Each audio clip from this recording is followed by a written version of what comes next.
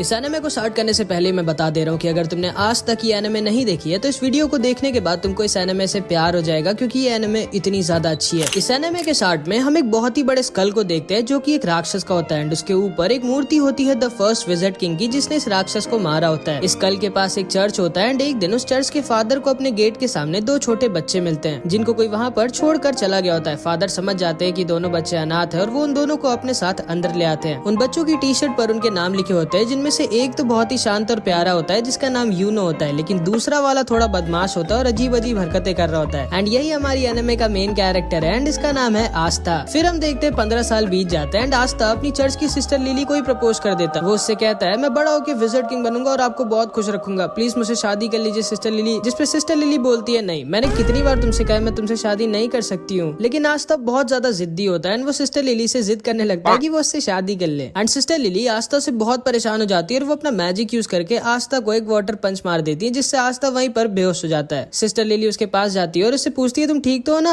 And तभी वहाँ पे चर्च के कुछ और बच्चे आ जाते हैं और वो सिस्टर लिली से कहते हैं बिल्कुल सही किया आपने, जब भी आपको परेशान करे इसको एक दो वाटर पंच मार दिया करिए। लेकिन तभी आस्था दोबारा से होश में आ जाता है एंड फिर से सिस्टर लिली के पीछे पड़ जाता है। बट इस बार वहाँ पर यूनो आ जाता है एंड वो आस्था को अपने मैजिक से वहीं पर गिरा देता है। आस्था गुस्से में उठता है और उसके पास भाग के जाके कहता है आखिर तुम हर बार मेरे और सिस्टर लिली के बीच में अपनी टांग क्यों घुसाते हो। जिसपे यूनो आस्था से कहता है देखो, पहले तो तुम बहुत ज्यादा शोर मचाते हो, दूसरा तुम्हारी हाइट बहुत कम है, तीसरा तुम दिमाग से कम हो, और सिस्टर लिली इस चर्च की नन है और नन लोग शादी नहीं कर सकती, तुम्हारे दिमाग में इतना भी नहीं घुसता क्या। जिसपे आस्था बहुत गुस्सा हो जाता है और यूनो से कहता है आजा 1v1 फ्री फायर में नहीं असली फाइट में मतलब। जिसपे आस्था से कहता है नहीं, मुझे टाइम वेस्ट नहीं करना है तुम्हारे साथ 1v1 करके। आस्था बोलता है कि वो डर गए क्या। जिसपे बच्चा जिसका नाम मैक्स होता है ये बोलता है तुम सोच भी कैसे सकते हो कि तुम यूनो को जिंदगी में भी हरा सकते हो। आस्था मैक्स से बोलता है तुम्हारी प्रॉब्लम क्या है बच्चे, मुझसे मैं तुमसे इतना बड़ा हूँ फिर भी तुम मेरी रिस्पेक्ट क्यों नहीं करते कभी। जिसपे मैक्स बोलता है बिल्कुल भी नहीं, मैं किसी ऐसे की रिस्पेक्ट कर ही नहीं सकता जो 15 साल का होने के बाद भी मैजिक नहीं यूज कर सकता। असल में आस्था के पास बिल्कुल भी मैजिक नहीं होता, मतलब आस्था एक ऐसे वर्ल्ड में होता है जहाँ पे मैजिक से ही सब कुछ होता है बिना मैजिक के। मैक्स आस्था से कहता है तुम सोच भी कैसे सकते हो कि तुम बिना मैजिक के यूनो जैसे पावरफुल मैजिशियन को हरा सकते हो। आस्था कहता है अच्छा यूनो अगर इतना ही स्ट्रॉन्ग है तो वो ये कर सकता है क्या। एंड वो बहुत ही तेज स्पीड में क्रंचेस मारने लगता है। असल में आस्था मैजिक तो यूज कर नहीं सकता, इसलिए वो एक्सरसाइज करके अपने आप को फिजिकली बहुत स्ट्रॉन्ग बना लेता है। मैक्स आस्था से कहता है कि तुम क्रंचेस मारकर विजिट किंग नहीं बन सकते, क्योंकि विजिट किंग स्ट्रॉन्गेस्ट मैजिशियन होता है, स्ट्रॉन्गेस्ट बॉडी बिल्डर नहीं। एंड तभी यूनो अपने मैजिक से सिस्टर लिली के कपड़े सुखाने लगता है, जिसको देखने सारे बच्चे भाग के चले जाते हैं। एंड यूनो का भी सपना आस्था की तरह विजिट किंग बनने का होता है। सिस्टर लिली भी यूनो को थैंक यू कहती है उसकी हेल्प करने के लिए, जिसपे आस्था को बहुत जलन होती है एंड वो जल्दी से भाग के लकड़ियां काटने आ जाता है ताकि सिस्टर लिली उसको भी थैंक यू बोले। लेकिन इससे पहले कि वो लकड़ियां काटता है यूनो अपने मैजिक से लकड़ियां भी काट देता है। असल में इसको आस्था के सामने शो ऑफ करना थोड़ा पसंद होता है। मैक्स कहता है मुझे यकीन है अगला विजिट किंग यूनो ही बनेगा, तुम नहीं आस्था। एंड तभी वहाँ पर फादर भी आ जाते हैं एंड वहाँ आकर यूनो की तारीफ करने लगते हैं कि यूनो जरूर इस चर्च का नाम एक दिन रोशन करेगा। आस्था दुखी हो जाता है और कोने में अकेला जाकर बैठ जाता है। तभी उसके पास सिस्टर लिली आती है और उससे कहती है दुखी मत हो आस्था, थोड़े दिनों में तुम्हारी ग्रिमवॉर तुम्हें मिल जाएगी, फिर तुम भी मैजिक यूज कर पाओगे। जिसको सुनकर आस्था खुश हो जाता है और फिर से खड़ा हो जाता है और कहता है आप देखना सिस्टर लिली, मुझे इस दुनिया की बेस्ट ग्रिमवॉर मिलेगी एंड फिर मैं बहुत मेहनत करके सबसे ज्यादा स्ट्रॉन्ग बनूंगा एंड फिर एक दिन मैं विजिट किंग बनूंगा। ग्रिमवॉर असल में एक मैजिकल बुक होती है जिसमें 3 लीफ बनी होती है जो सबको 15 साल की एज पे मिलती है एंड उसको पाने के बाद लोगों का मैजिक बहुत ज्यादा बढ़ जाता है और वो मैजिकल अटैक्स भी यूज कर सकते हैं। आस्था यूनो से कहता है कि जब मुझे मेरी ग्रिमवॉर मिलेगी तब हम दोनों बचपन की तरह साथ में प्रैक्टिस करेंगे और साथ में बहुत स्ट्रॉन्ग बनेंगे। लेकिन यूनो उसे इग्नोर कर वहाँ से चला जाता है, मानो वो आस्था को अपने टक्कर का मानता ही नहीं है। जिसपे आस्था भी बहुत दुखी हो जाता है एंड वो भी वहाँ से चला जाता है। सिस्टर लिली यूनो के पास आती है और उससे कहती है तुम्हें आस्था के साथ ऐसा नहीं करना चाहिए था। जिसपे यूनो कहता है आस्था मेरे रहते कभी भी विजिट किंग नहीं बन सकता। सिस्टर लिली को लगता है कि आस्था क्योंकि बहुत दुखी होकर गया है तो वो मे भी कहीं पर चुपचाप जाके रो रहा होगा, लेकिन हमारा आस्था रोता होता नहीं है, वो यहाँ पर ट्रेनिंग कर रहा होता है और ज्यादा स्ट्रॉन्ग होने के लिए एंड अपने विजिट किंग बनने के सपने को सच करने के लिए। थोड़े दिनों बाद आस्था यूनो और बहुत सारे बच्चे जो 15 साल के हो गए थे वो सब ग्रिमवॉर टावर जाते हैं अपनी अपनी ग्रिमवॉर लेने। आस्था बहुत ज्यादा एक्साइटेड होता है क्योंकि अब वो फाइनली मैजिक यूज कर पाएगा एंड यूनो को टक्कर दे पाएगा। वहाँ पे 2 नोबल फैमिलीज के भी बच्चे आए होते हैं जो आस्था और यूनो का मजाक उड़ा रहे होते हैं क्योंकि वो लोग गरीब होते हैं। तभी वहाँ पर उस ग्रिमवॉर टावर का मास्टर आ जाता है एंड सारे लोगों का वेलकम करता है। आस्था बहुत ज्यादा एक्साइटेड और खुश होता है। फिर ये मास्टर एक मैजिकल स्पेल बोलता है और सारे लोगों के पास अपने आप उनकी ग्रिमवॉर उड़कर जाने लगती है। सारे लोग अपनी अपनी ग्रिमवॉर पाकर बहुत खुश होते हैं, लेकिन आस्था के पास कोई भी ग्रिमवॉर नहीं आती। आस्था बोलता है मेरी ग्रिमवॉर लेट हो गई क्या, मेरी ग्रिमवॉर कहाँ है। जिसपे सारे के सारे लोग उस पर हंसने लगते हैं एंड उसका मजाक बनाने लगते हैं। लेकिन तभी यूनो के पास उसकी ग्रिमवॉर आ जाती है जो कि होती है एक 4 लीफ ग्रिमवॉर जो कि बहुत ही ज्यादा रेयर होती है एंड यही ग्रिमवॉर फर्स्ट विज़र्ड किंग के पास भी होती है, जिसको देखकर सारे के सारे लोग शॉक्ड रह जाते हैं कि आखिर यूनो जो कि नोबल फैमिली का भी नहीं है उसको 4 लीफ ग्रिमवॉर कैसे मिल गई। यूनो उल्टा घूमता है और सबसे कहता है कि वो बनेगा अगला विज़र्ड किंग एंड सारे के सारे लोग उसकी तारीफ करने लगते हैं। लेकिन तभी आस्था खड़ा होता है और यूनो से बोलता है नहीं तुम नहीं, मैं बनूंगा अगला विज़र्ड किंग, जिसपे फिर से सारे के सारे लोग उस पर हंसने लगते हैं एंड उसका मजाक उड़ाने लगते हैं। एंड यूनो भी आस्था को वहीं पर इग्नोर करके वहाँ से चला जाता है। इसके बाद आस्था अकेले जंगल में उल्टा लटका होता है और थोड़ा सा दुखी होता है क्योंकि ना तो सिर्फ उसके पास मैजिक है बट अब तो उसको ग्रिमवॉर भी नहीं मिली। लेकिन इतना सब कुछ होने के बाद भी वो गिव अप नहीं करता और वो उठता है और कहता है क्या हुआ अगर मेरे को ग्रिमवॉर नहीं मिली तो मैं तब भी मेहनत करना नहीं छोड़ूंगा एंड एक दिन विज़र्ड किंग जरूर बनूंगा, तुम बस वेट करना यूनो, मैं ही तुम्हारा राइवल हूँ एंड मैं ये तुम्हें प्रूफ करके रहूंगा। लेकिन तभी उसे एक आवाज आती है। इधर हम देखते हैं ये दोनों जलन के मारे यूनो से लड़ने आ जाते हैं एंड उससे कहते हैं आखिर तुम्हारे जैसे गरीब को 4 लीफ ग्रिमवॉर कैसे मिल सकती है एंड हम नोबल्स को नहीं, मैं जला दूंगा तुम्हारी इस ग्रिमवॉर को। एंड वो यूनो के ऊपर एक मैजिकल अटैक यूज कर देता है, लेकिन यूनो बिना अपनी ग्रिमवॉर का यूज किए ही अपने आप को डिफेंड कर लेता है, जिसको देखकर ये दोनों शॉक्ड रह जाते हैं कि आखिर यूनो इतना स्ट्रॉन्ग कैसे है। लेकिन तभी अचानक से कुछ चेन्स आके उन दोनों को पकड़ लेती हैं एंड तभी वहाँ पर एक आदमी आता है जो बोलता है तुम लोग पागल हो क्या जो इतनी रेयर चीज को जलाना चाहते हो। यूनो पूछता है कौन हो तुम, जिसपे ये बताता है मेरा नाम है स्नेक और मुझे वो चीज चाहिए जो तुम्हारे पास है। एंड तभी वो अपने मैजिक से यूनो को भी पकड़ लेता है एंड उसकी 4 लीफ ग्रिमवॉर को भी उससे छीन लेता है। यूनो बोलता है स्नेक मैंने तुम्हारा नाम सुना है, तुम एक बहुत ही स्ट्रॉन्ग और फेमस चोर हो, लेकिन तुम्हें ये तो पता ही होगा कि एक ग्रिमवॉर को केवल उसका ओरिजिनल ओनर ही यूज कर सकता है। जिसपे स्नेक कहता है हाँ मेरे को पता है कि तुम्हारी ग्रिमवॉर को तुम्हारे बिना कोई यूज नहीं कर सकता, लेकिन ब्लैक मार्केट में इस 4 लीफ ग्रिमवॉर के मेरे को बहुत पैसे मिलेंगे एंड इसीलिए मैं तुम्हारी ग्रिमवॉर चुरा रहा हूँ और माफ करना तुम्हारा विज़र्ड किंग बनने का सपना यहीं पर खत्म होता है। एंड तभी वहाँ पर हमारा आस्था आ जाता है एंड आते गिर के अपनी बेइज्जती करा लेता है, लेकिन फिर भी वो खड़ा होता है और बोलता है क्या हो रहा है यहाँ और तुम्हारे पास 2-2 ग्रिमवॉर कैसे है। यूनो बोलता है उनमें से एक मेरी और यहाँ से जल्दी से भाग जाओ, ये बहुत स्ट्रॉन्ग है। तब आस्था सारा का सारा खेल समझ जाता है एंड वो स्नेक से कहता है चुपचाप यूनो की ग्रिमवॉर वापस कर दो, जिसपे स्नेक उससे कहता है तुम तो वही लूजर हो ना जिसको एक भी ग्रिमवॉर नहीं मिली। एंड ये कहकर वो उस पर हंसने लगता है। आस्था कहता है हाँ मैं वही हूँ जिसको कोई ग्रिमवॉर नहीं मिली, लेकिन मैं वो भी हूँ जो एक दिन विज़र्ड किंग बनेगा। एंड ये कह के आस्था स्नेक की तरफ भागता है। यूनो कहता है नहीं उससे मत लड़ना आस्था। स्नेक अपने मैजिक से आस्था पर अटैक करता है, लेकिन आस्था उसके अटैक को डॉज करके उसके पीछे आ जाता है एंड वो बस उसको एक पंच मारने वाला होता है, लेकिन तभी स्नेक की चेन्स उसको पकड़ लेती हैं एंड फिर स्नेक अपने मैजिक से आस्था को बहुत ज्यादा इंजर्ड कर देता है। आस्था मन में सोचता है कि ये तो बस एक चोर है, फिर ये इतना स्ट्रॉन्ग कैसे है, और अगर एक चोर इतना स्ट्रॉन्ग है तो फिर विज़र्ड किंग कितना स्ट्रॉन्ग होगा। एंड फिर स्नेक उसको पीछे की दीवार पर लड़ा देता है एंड उसके पास जाकर बोलता है अपनी आंखें खोलो बच्चे, तुम मुझे 100 जन्मों में भी नहीं हरा सकते। आस्था मन में सोचता है कि ये सही तो कह रहा है, मैं चाहे जितना भी अपनी बॉडी को ट्रेन करके स्ट्रॉन्ग बना लूं, लेकिन मैं इसका भी नहीं हरा सकता। स्नेक आस्था के ऊपर हंसता है और बोलता है अपनी चेन से मैं किसी के अंदर कितना मैजिक है ये नाप सकता हूँ, और तुम्हारे अंदर एक बूंद मैजिक भी नहीं है एंड इसीलिए तुम्हारे पास कोई ग्रिमवॉर नहीं आई, क्योंकि ग्रिमवॉर मैजिक को बढ़ाती है और तुम्हारे पास तो मैजिक है ही नहीं। तुम विज़र्ड किंग तो क्या, तुम कोई नॉर्मल सी जॉब भी नहीं कर सकते। शर्म करो अपनी जिंदगी पर, तुम एक बहुत ही बड़े लूजर हो। जिसको सुनकर आस्था अंदर से टूट जाता है और वो सोचने लगता है कि ये एकदम सही तो कह रहा है, मेरे अंदर ना तो मैजिक है और ना ही मेरे पास अब एक ग्रिमवॉर है, फिर आखिर मैं कैसे विज़र्ड किंग बन सकता हूँ जो कि पूरी दुनिया का सबसे स्ट्रॉन्गेस्ट मैजिशियन होता है। एंड जिंदगी में पहली बार आस्था गिव अप करने वाला होता है, लेकिन तभी यूनो चिल्लाकर बोलता है नहीं, मैं जानता हूँ आस्था विज़र्ड किंग नहीं बनेगा क्योंकि अगला विज़र्ड किंग तो मैं ही बनूंगा, लेकिन आस्था कोई लूजर नहीं है, वो मेरा राइवल है एंड उसके अंदर भी एक मैजिकल पावर है एंड वो है कभी भी गिव अप ना करना। एंड इसको सुनते ही आस्था के अंदर मानो दोबारा से जान आ जाती है। वो स्नेक से कहता है दूर हट मुझसे। स्नेक उससे दूर हट जाता है एंड आस्था के पास से एक अजीब सी एनर्जी आने लगती है। आस्था यूनो से कहता है चिंता मत करो यूनो, मैं इस आदमी को तुम्हारी ग्रिमवॉर नहीं ले जाने दूंगा, चाहे उसके लिए मुझे मरना ही क्यों ना पड़े। एंड तभी आस्था के पास उसकी खुद की ग्रिमवॉर उड़कर आ जाती है, जो कि कोई नॉर्मल ग्रिमवॉर नहीं बल्कि एक 5 लीफ ग्रिमवॉर होती है, जो पूरी की पूरी दुनिया में सिर्फ एक ही है, मतलब यूनो से भी ज्यादा रेयर ग्रिमवॉर। दुनिया में 3 तरह की ग्रिमवॉर्स होती हैं। 3 लीफ ग्रिमवॉर जिसमें मैजिकल पावर्स होती है एंड ये बहुत कॉमन होती है। 4 लीफ ग्रिमवॉर जो कि बहुत रेयर होती है एंड इसमें मैजिकल पावर्स के साथ गुड लक भी होता है। एंड लास्ट में है 5 लीफ ग्रिमवॉर जो कि पूरी दुनिया में सिर्फ एक ही है एंड इसके अंदर एक डीमन होता है। एंड आस्था को फाइनली उसकी 5 लीफ ग्रिमवॉर मिल जाती है। यूनो आस्था को देखकर स्माइल करता है और बोलता है मुझे पता था आस्था, तुम वो जो इम्पॉसिबल को भी पॉसिबल कर सकता है, जैसे तुमने बचपन में किया था। एंड फिर हम इन दोनों का बचपन देखते हैं कि कैसे यूनो स्टार्टिंग में बहुत ही रोथड़ू था और छोटी छोटी बात पर रोता रहता था एंड आस्था स्टार्टिंग से ही उसकी मदद करता रहता था और एकदम उसके बड़े भाई की तरह उसको प्रोटेक्ट करता था। फिर एक दिन बचपन में सिस्टर लिली आस्था और यूनो को पहले विज़र्ड किंग की स्टोरी सुनाती है कि कैसे एक बार पूरी दुनिया पर एक बहुत ही बड़े और ताकतवर राक्षस ने हमला कर दिया था और हर जगह तबाही मचा दी थी, हर तरफ बस दुख ही दुख फैल गया था। लेकिन तभी अचानक से एक लड़का वहाँ वहाँ आ जाता है और उन सबको बचा लेता है। एंड उसके पास एक 4 लीफ ग्रिमवॉर होती है एंड उसकी और उस राक्षस की बहुत दिनों तक लड़ाई होती है, लेकिन आखिरी में वो लड़का उस राक्षस को हरा देता है और दोबारा से दुनिया में सुख और शांति ले आता है। एंड वही बनता है फर्स्ट विज़र्ड किंग, पूरी दुनिया का सबसे स्ट्रॉन्गेस्ट मैजिशियन। एंड इसी स्टोरी को सुनने के बाद आस्था और यूनो डिसाइड करते हैं कि वो दोनों भी बड़े होकर विज़र्ड किंग बनेंगे। शाम को फादर आकर यूनो को एक लेटर देते हैं और उससे कहते हैं उस लेटर को विलेज के बाहर एक आदमी तक पहुँचाने के लिए। आस्था कहता है लो मैं चला जाता हूँ, लेकिन यूनो उसे मना कर देता है और कहता है नहीं, वो अकेला जाएगा। यूनो अकेला उस आदमी के पास पहुँच जाता है और उसे वो लेटर दे देता है। काफी रात हो चुकी होती है और आस्था को यूनो की चिंता होने लगती है। एंड फिर वापस लौटते वक्त यूनो को एक बड़ा सा आदमी घेर लेता है और वो उसका पेंडेंट उससे जबरदस्ती छीन लेता है। यूनो उससे कहता है प्लीज मुझे वो वापस कर दो, वो मेरे पेरेंट्स की आखिरी निशानी है। जिसपे हंसता और बोलता है चुपचाप यहाँ से भाग जाओ बच्चे, वरना मुझे तुम्हें जान से मारना पड़ेगा। जिसको सुनकर यूनो डर जाता है और रोने लगता है और सोचता है कि अब वो कुछ नहीं कर सकता, लेकिन तभी वहाँ पर आस्था आ जाता है एंड उस आदमी को पकड़ लेता है। यह आदमी आस्था को मारकर दूर फेंक देता है, लेकिन आस्था फिर से जाकर उसको पकड़ लेता है और जोर जोर से चिल्ला रहा होता है। यूनो बस आस्था को देख रहा होता है और सोच रहा होता है कि आखिर जब आस्था जानता है कि वो इस आदमी को नहीं हरा सकता, फिर वो लड़ क्यों रहा इससे। आस्था को ये आदमी बहुत ज्यादा इंजर्ड कर देता है, लेकिन फिर भी आस्था गिव अप नहीं करता और उसको पकड़े रहता है और जोर जोर से चिल्ला रहा होता है कि यूनो का पेंडेंट वापस कर। यह आदमी समझ जाता है कि ये बच्चा कोई नॉर्मल बच्चा नहीं है एंड वो उस पेंडेंट को वहीं पर छोड़कर चला जाता है एंड आस्था वहीं पर गिर जाता है। यूनो उसके पास आकर रोते हुए बोलता है मुझे माफ करना, मेरी वजह से तुम्हें इतनी मार पड़ी। जिसपे आस्था उससे कहता है तुम चिंता मत करो, मैं हमेशा तुम्हारे साथ रहूंगा और तुम्हें प्रोटेक्ट करूंगा एंड एक दिन मैं बनूंगा विज़र्ड किंग और तुम्हें और चर्च के सारे लोगों को खुश और सेफ रखूंगा। और इधर हम देखते हैं आस्था की ग्रिमवॉर से एक अजीब सी तलवार निकलती है और स्नेक बोलता है अचानक से तुम्हारे पास एक ग्रिमवॉर कहाँ से आ गई, ये क्या हो रहा है। एंड वो आस्था के ऊपर दोबारा से अटैक कर देता है, लेकिन आस्था अपनी स्वॉर्ड यूज करता है एंड स्नेक की मैजिकल चेंज गायब हो जाती है। स्नेक बोलता है कि ये कैसे किया तुमने, आखिर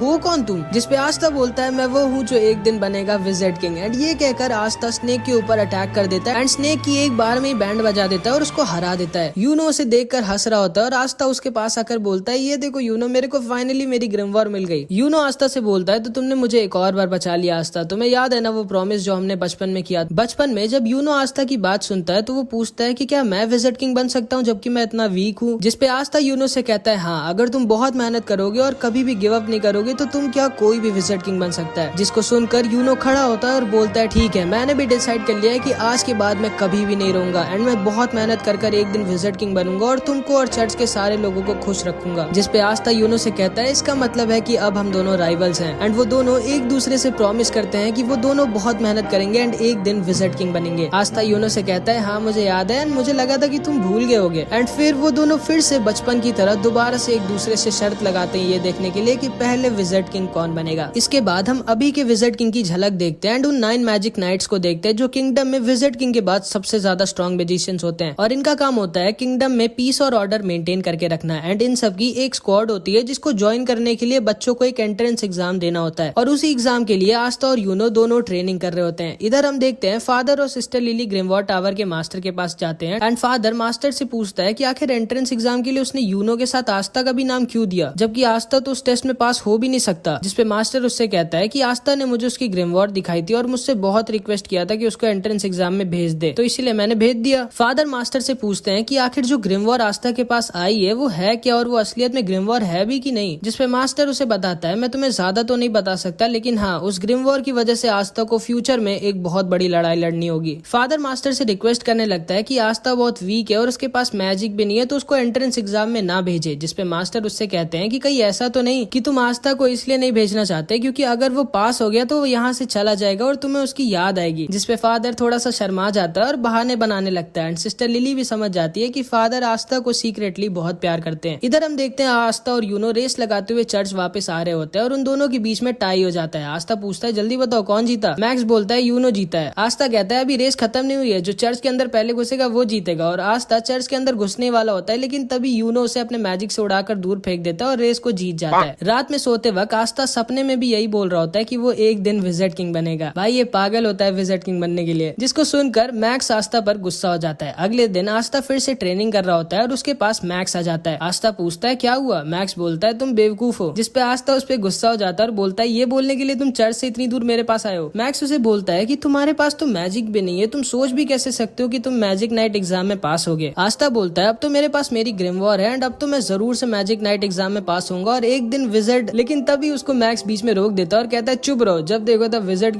किंग तुम क्यों नहीं समझते कि हमारे जैसे गरीब गरीब और वीक लोगों के सपने पूरे नहीं होते, जिसपे आस्था उसके पास आता है और उससे चिल्लाकर बोलता है जरूर होते हैं। अगर तुम सपनों को पूरी दिल से चाहो और उसके लिए पूरी जान लगाकर मेहनत करो तो तुम्हारा जो भी सपना हो वो जरूर पूरा होगा। एंड जिंदगी में पहली बार मैक्स को समझ में आता है कि आस्था इतना बड़ा भी लूजर नहीं है। रात में फादर बहुत अच्छा खाना बनवाते हैं क्योंकि कल आस्था और यूनो एंट्रेंस एग्जाम के लिए जाने वाले होते हैं। आस्था बहुत खुश होता है और फादर आस्था को अपने पास बुलाकर उससे कहते हैं, देखो आस्था, अगर तुम फेल हो जाओ तब भी ज्यादा दुखी मत होना, चुपचाप घर वापस आ जाना, हम लोग हमेशा तुम्हारे साथ हैं। एंड आस्था कहता है, यही चीज आप यूनो को भी कहोगे ना कि सिर्फ मुझसे ही कह रहे हो? जिसपे फादर उससे कुछ भी नहीं कहते क्योंकि उन्हें पता होता है यूनो तो आसानी से पास हो जाएगा, बस आस्था की थोड़ी दिक्कत है। आस्था फादर से कहता है, आप चिंता मत करो, मैं जरूर से इस मैजिक नाइट एग्जाम को पास करूंगा और उसके बाद मैं बनूंगा विजिट किंग और वापस आकर सिस्टर लिली से शादी करूंगा। लेकिन तभी सिस्टर लिली उसको अपने वाटर पंच से चुप करा देती है। अगले दिन आस्था और यूनो अपनी जर्नी पर निकलने वाले होते हैं। सारे लोग उनको बेस्ट ऑफ लक और बाय बाय बोलते हैं। मैक्स बोलता है आस्था को बाय कहने की जरूरत नहीं है, वो जल्दी वापस आ जाएगा। लेकिन हाँ, अगर तुम किसी तरह पास हो गए आस्था तो मैं मान जाऊंगा कि हम जैसे लोग भी ड्रीम्स देख सकते हैं एंड फिर मैं भी मैजिक नाइट बनने के लिए मेहनत करूंगा। जिसपे आस्था उससे कहता है, फिर तैयार हो जाओ मेहनत करने के लिए। एंड फिर आस्था और यूनो निकल जाते हैं अपने मंजिल की तरफ। सिस्टर लिली भी आस्था के जाने पर थोड़ी दुखी होती है एंड आस्था और यूनो बहुत ही लंबे सफर के बाद फाइनली पहुंच जाते हैं अपने मैजिक नाइट एंट्रेंस एग्जाम की जगह पर। के बाद ये और इसका भाई यूनो दोनों कीका टाउन में आ जाते हैं जहाँ पर इनका मैजिक नाइट एंट्रेंस एग्जाम होगा, जिसमें अगर ये लोग पास हो गए तो ये लोग बन जाएंगे मैजिक नाइट्स, मतलब एक तरह से मैजिकल सोल्जर्स। ये दोनों कीका टाउन में घूम रहे होते हैं जहाँ पर इनका एंट्रेंस एग्जाम होगा। आस्था जिधर भी देख रहा होता है उसे मैजिक ही दिख रहा होता है एंड वो अपने बगल में एक बहुत ही बड़ा सा कैसल देखता है जो कि विजिट किंग का होता है एंड यहीं पे विजिट किंग रहता है। आस्था यूनो से बोलता है, देखना यूनो, एक दिन ये कैसल मेरा होगा, सोचना भी मत ये मेरा होगा।